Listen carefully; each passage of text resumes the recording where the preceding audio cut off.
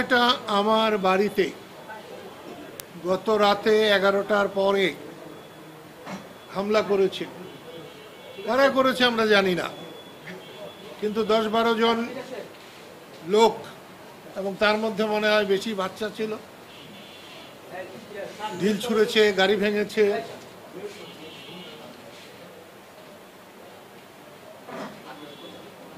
কুঠা বিরোধী আন্দোলন, বৈষম্য বিরোধী আন্দোলনের পরে আমরা এই স্বৈরাচারী মনোভাব আশা করি নাই। আওয়ামী লীগ যদি স্বৈরশাসক হয় তাহলে আজকের অ্যাক্টিভিটিস, কর্মকাণ্ড, তাকে আমরা কি বলে অভিহিত করব? শেখ হাসিনার সঙ্গে আমার দীর্ঘ 26 বছর আমরা নতুন দল করেছি, রাত দিন সংগ্রাম করেছি। আওয়ামী লীগ আমাদেরকে বহু প্রোগ্রাম করতে দেয় নাই। তারপরেও যদি আওয়ামী লীগের দোসর বানানো হয় তাহলে তো আমি মনে করব বৈষম্য বিরোধী আন্দোলনকে ব্যর্থ করার জন্য, ধ্বংস করার জন্য এ কোনো ষড়যন্ত্র কিনা। সেই জন্য আপনাদের মাধ্যমে আমার বাড়ি ভেঙেছে, আরও ভাঙুক। বঙ্গবন্ধুর 32-এর বাড়িতে যখন গিয়েছিলাম আমার গাড়ি ভেঙেছিল, আরও ভেঙে যদি দেশে শান্তি স্থাপিত হয়, দেশের কল্যাণ হয়, আমি সবসময় রাজি আছি। আমি একটা জিনিস বুঝতে পারছি না, আমাদের বেসামরিক প্রশাসক এনায়েত করিমের মৃত্যুর মধ্য দিয়ে আমরা একটি স্মরণ সভা করেছিলাম। হাজার হাজার মুক্তিযোদ্ধা এসেছিল কাদেরিয়া বাহিনীর। তাদের সকলের পরামর্শে কাদেরিয়া বাহিনীকে আমরা সুসংগঠিত করার জন্য একটা প্রয়াস নিয়েছি। সেই প্রয়াসে 30শে অগাস্ট ভুয়াপুর গিয়েছিলাম।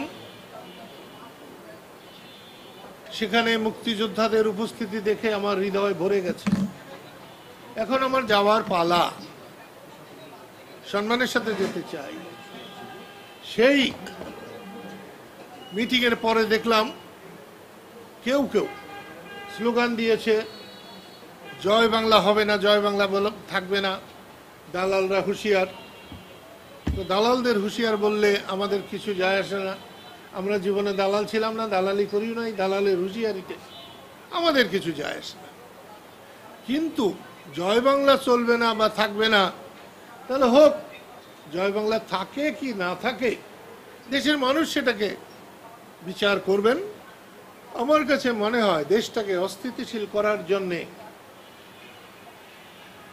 জাতীয় আন্তর্জাতিক ষড়যন্ত্রকারীরা সুযোগ খুঁজছে, এবং সেই সুযোগ অন্তর্বর্তীকালীন সরকার দিচ্ছে কিনা আমি ঠিক বলতে পারবো না। তবে এই সমস্ত আমার মতো মানুষের, যাকে রাষ্ট্র সর্বোচ্চ বীরত্বসূচক খেতাব দিয়েছে, একমাত্র বাঙালি, তার বাড়ি যদি নিরাপদ না থাকে, আমার সাধারণ গরিব দুঃখী মানুষের বাড়ি নিরাপদ কেমনে হবে? কদিন আগে একটা 71 মঞ্চ 71-এ টাঙ্গাইলের নেতা, আমাদের নেতা, আমার বড় ভাই আলোচক হিসাবে গিয়েছিলেন। তাদের সব আলোচককে গ্রেপ্তার করেছে। যারা শ্রোতা গিয়েছিলেন তাদেরকে গ্রেপ্তার করেছে। কিন্তু যারা মব সৃষ্টি করেছে, যারা ওখানে বাধা দিয়েছে, তাদেরকে কিচ্ছু বলা হয় নাই। এটা একটা ন্যায় নীতির ব্যত্যয়, আইনের ব্যত্যয়। এখান থেকে আমি এই সরকারকে সরে আসতে বলবো, এবং আমার বাড়ির উপরে হামলার মধ্য দিয়েই এই হামলা, চোরা গুপ্তা হামলা, এটা বন্ধ করা হোক।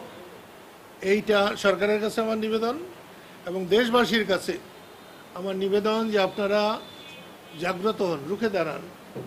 এই রকম অন্যায়কে সহ্য করলে পরবর্তী বংশধরদের জীবন, সম্পদ, সম্মান সবই হুমকির মধ্যে পড়বে। এটা সম্পূর্ণ মিথ্যে। আমি আওয়ামী লীগ করি না।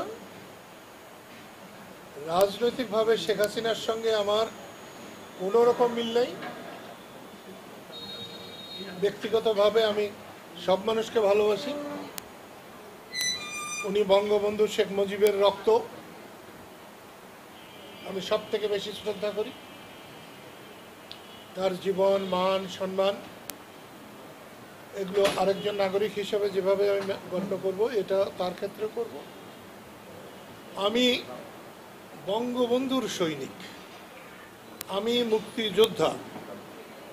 আমি মুক্তিযুদ্ধকে সম্মানিত করতে চাই, বঙ্গবন্ধুকে সম্মানিত করতে চাই এবং স্বাধীনতাকে নিরাপদ করতে চাই, দেশবাসীকে নিরাপদ করতে চাই।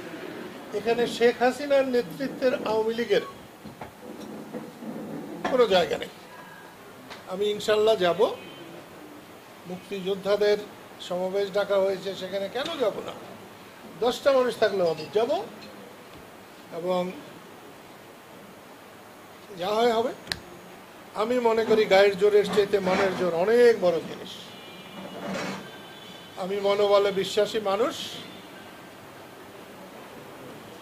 আমি আমার যতক্ষণ পর্যন্ত আমার ধ্যান থাকবে, জ্ঞান থাকবে, ততক্ষণ পর্যন্ত আমি আমার মনের তাগিদকে অনুভব করে বাংলাদেশের মানুষের যতক্ষণ আমি সেবা করতে পারবো, আমি চাই যেন ততক্ষণ আমি বেঁচে থাকি।